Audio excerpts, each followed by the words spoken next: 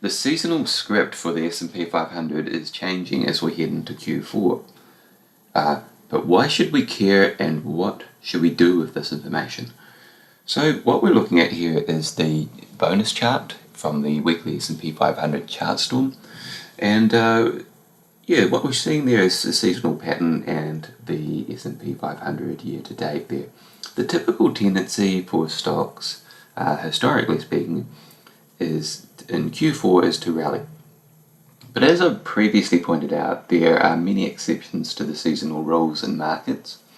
And indeed, markets happily ignored the usual seasonality trends in the first half of the year, as you can quite plainly see on that chart. I've mused before that when it comes to seasonality, you basically use it in one of two ways.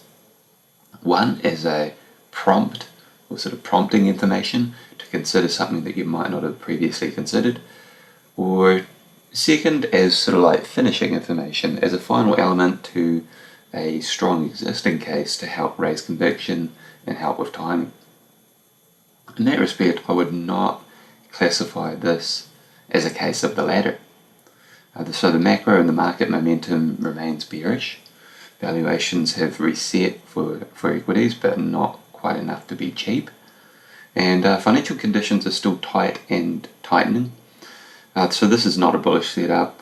So I'd say that the seasonal information about being bullish in Q4 is kind of at odds with the wider evidence there and does not add to it.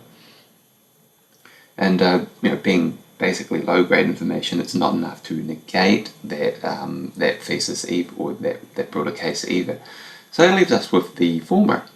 So prompt to consider something that we might not have previously considered, a Q4 rally.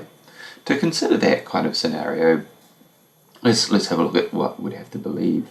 So sentiment is extremely bearish, and so by definition, when sentiment is so bearish, that means that there is a lot of minds that could be changed, and in so doing drive upside. The other elements that would probably need to fall into place, or one of these or something else even, would be something like better economy and earnings than expected, some sort of geopolitical upside surprise, more supportive or less restrictive fiscal and monetary policy, a weaker US dollar, and so on and so forth, things of that nature. Much of what I've described here is basically speculative.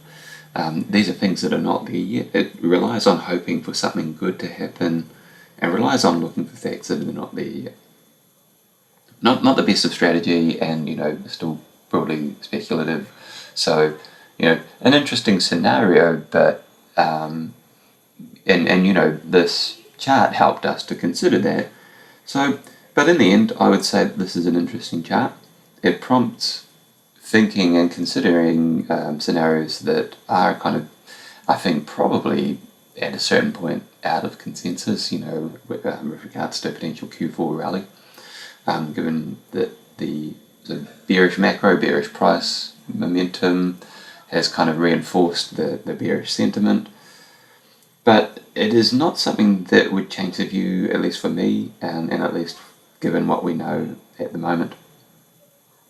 So that's it for this video. If you enjoyed this, if you thought this was interesting, be sure to subscribe to the channel, but more importantly, head over to chartstorm.substack.com and subscribe to the weekly chart storm so you can get this bonus chart straight to your inbox every weekend, and it's along with the other 10 charts.